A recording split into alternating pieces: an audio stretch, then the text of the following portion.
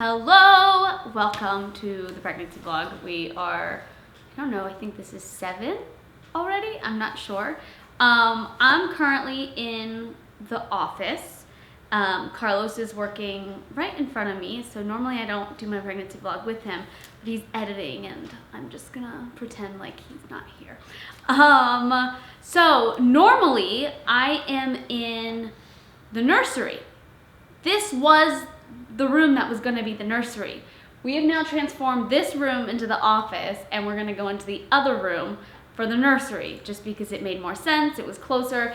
I'll end up showing you guys, but it will all make sense down the line. Anyway, how are you guys doing? I am not gonna lie, I am exhausted and tired, and I'm definitely slowing down a little bit, and I've noticed like part of that, and I've been talking to my friend Hannah, who has, by the way, she's due any second, and we've been saying this for like a week and a half now. That's because she's way overdue. Her baby has not come out yet. But we have just been like, we're doing great, but we have noticed that like we are having like little arguments with our spouses now, and it is the most frustrating thing. I think when you're pregnant, you're already tired and exhausted, and your patience has kind of, normally I have a lot more patience, and now I think instead of, I mean, I'm still happy, but I'm just a little bit more, how would I put it? I guess I just have a little less patience, so I'm just a little bit more like, okay, whatever, like whatever about things. That's the word I was looking for. A little bit more whatever about things. And I've noticed for like Los and I, it's been causing a little bit of frustration. And the same thing with Hannah. And we're realizing that we think our husbands are pregnant. I think so. They have pregnancy cravings. They're super emotional. I just think it's part of it. Please write in, tell me what you think. We love them. And I'm sure we're not the easiest right now because we're pregnant, but I think they're also pregnant. I don't know if that makes sense. I'm pretty sure to anybody else who's pregnant, they'll get it. So the last time I left off with you guys, made my notes. I got through some of them. I didn't get through all of them. I had to drink that horrible drink to see if I had any gestational diabetes. I hope I'm saying that right. That's such a strange word. I don't, thank God. All the tests came back great. I was totally fine. Now I have hiccups. But it was great. So I guess it was worth drinking that really sugary, weird drink. So now I'm good. I'm in the clear. But I am still slightly anemic, which is so weird because I love steak, I love eating meat, and I guess I just really need more iron. So I'm taking my iron supplements, and hopefully that will help me out. So yes, we'll see. We shall see. Okay, I have so many things on my list, but I just kind of want to talk about things today. So today, we met with a pediatrician, and that was amazing. He was awesome. Funny and fun, and I really suggest that you go and you make sure that you find somebody that you absolutely love. Do not settle for anyone that you think is just okay, or you just want it to be like super convenient. This is somebody who's going to be looking after your child and really spending time with you, because you're going to be going in a lot after birth. So we found this amazing man today, and Los and I just loved him. He was just so easygoing and fun, and I think Ocean will love him as well. And as soon as we left his office, I just started cramping. And I've had little cramps before, and I've experienced Braxton Hicks contractions, but today it got to the point where it actually kind of started to worry me. I started thinking, oh my gosh, maybe is this labor? Is this it? Do I need to call the doctor? I laid downstairs for, I would say like 2 or 3 hours, just kind of on the couch, and every like 5 minutes I would just get this low, dull, aching pain, and it would get worse. So I was thinking, oh my gosh, I am having these are real contractions. And then after a couple hours, they just went away and I'm totally fine. Everything is good. I'm in the clear.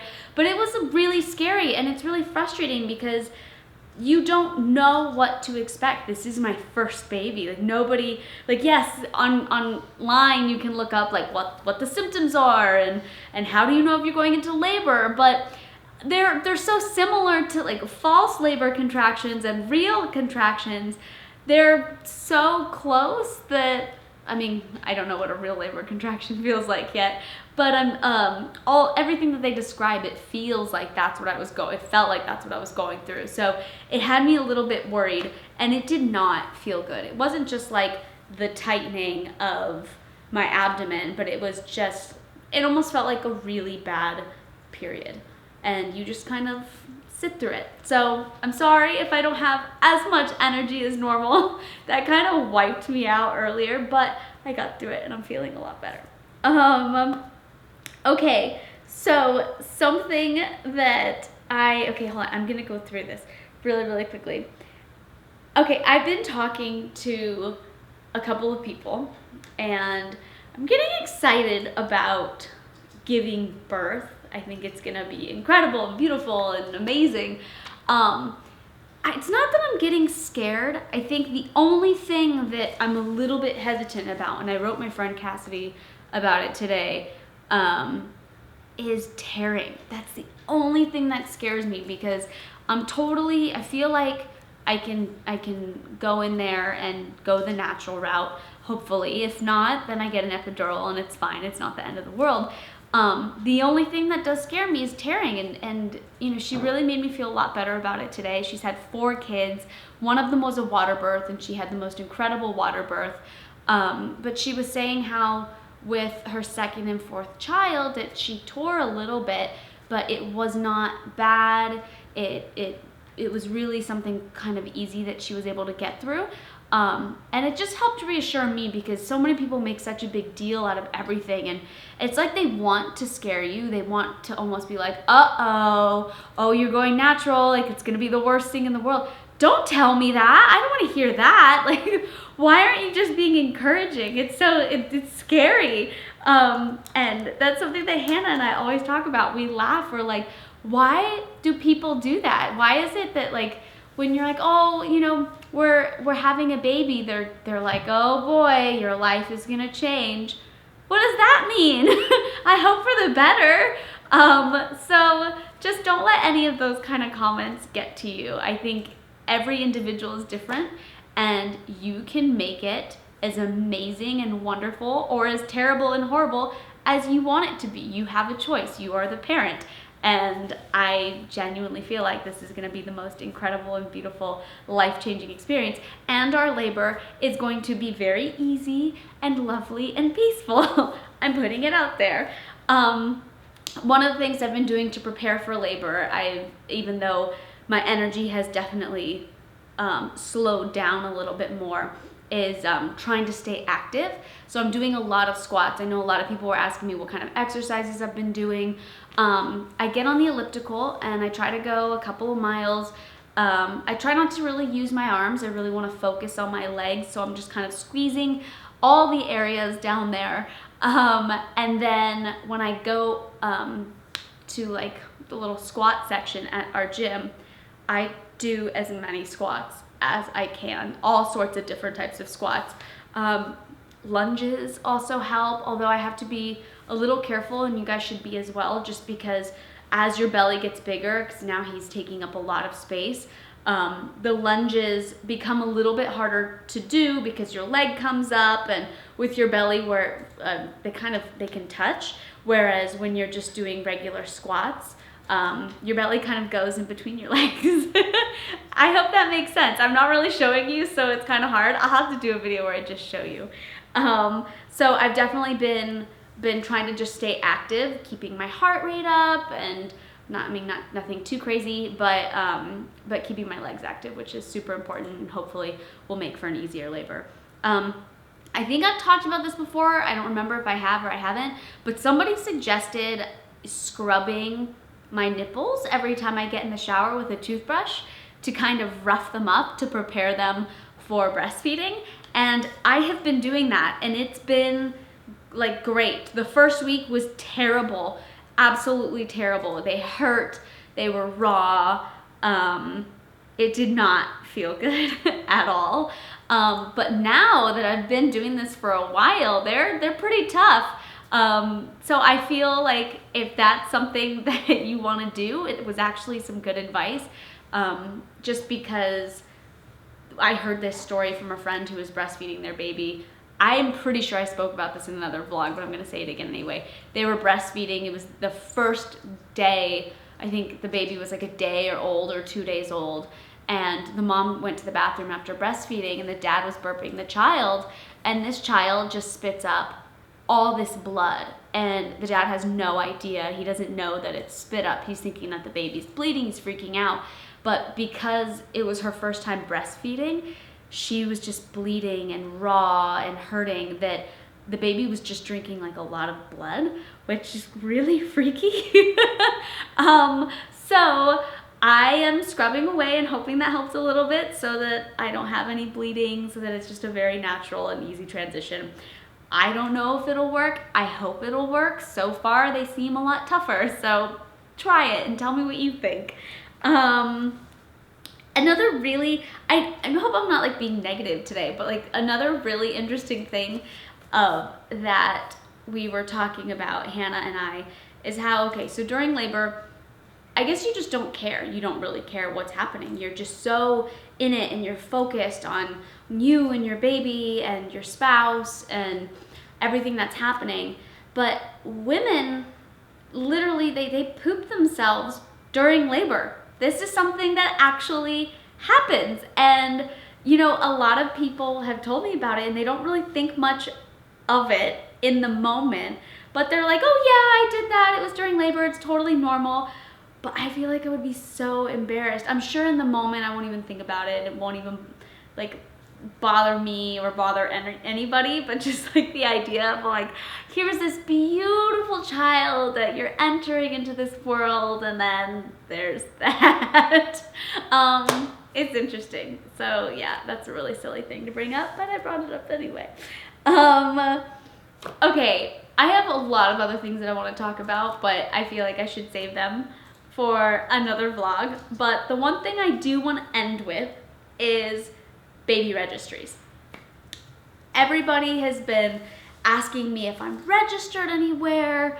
There are so many different places to be registered. I mean, you have, I guess, like Bye Bye Baby and Babies R Us and Baby Gap, like everything baby. You can go to any of these places. I found a website that I really do like. I think it's called like Baby List, or I don't actually know the name. But basically you can go and pick all of these websites and throw them onto your registry, and I thought that was so cool. You don't have to just have one site that you're registered under. You could literally go on any site, and if you like something, you just add it to your registry, and they explain it better than I do. I don't really know how to explain it, but basically you can be registered at like 100 places because of this one site. So go scope it out. It's pretty cool. I really like it. But here's my question, and I have an opinion, but I also want to know what everybody else thinks. So your baby shower is about the baby, right? But it's also about you. It's about you and your spouse. So what do? Like, is your registry just supposed to be about the baby? Or are you supposed to put things on your registry that you want? Like, I don't know, something to pamper yourself or pamper your husband, or, you know, I really want like a nice comfy robe. So I was kind of thinking like, okay, I'm gonna put a robe on there. And then I saw these pajamas. I was like, oh, maybe I want to put these pajamas on here too. Then I started seeing all this stuff, and my registry started turning into, it almost looks like a wedding registry as opposed to a baby shower. So I had to slow down. I had to take some stuff off and really figure out like, wait a minute, what is okay and what's not okay? So please tell me, because I really do feel like there does need to be a balance. On one hand, You do need baby things, so definitely put baby things on there. But I think you also want to make sure that the parents are comfortable and taken care of. And I think a lot of times people will want to actually buy gifts for the parents, but not know what to do. So they just end up buying like your baby another toy or another thing when you already have everything. You don't even need that extra toy. I don't know. I'm gonna keep rambling on about this. So you tell me what is acceptable and what is not acceptable. And is that even allowed? I feel like it should be, but maybe I'm wrong. I could be totally wrong. Anyway, I'm gonna wrap this up. This is over. I'm closing it now. I hope you guys have an amazing day or evening or whenever you're watching this. I hope everything is going well. You guys have been writing in questions, so I'll do like a little Q&A on my next vlog. I talked about we're doing a giveaway, and I'm so sorry we haven't done it yet. I feel so badly. We've just kind of been, a lot of stuff has been happening, so I will make sure that we get to the giveaway, which I'm really happy about, in our next vlog, which we will be shooting as soon as possible. Love you guys. Keep loving on one another. Keep praying for each other, and thank you for watching. Bye.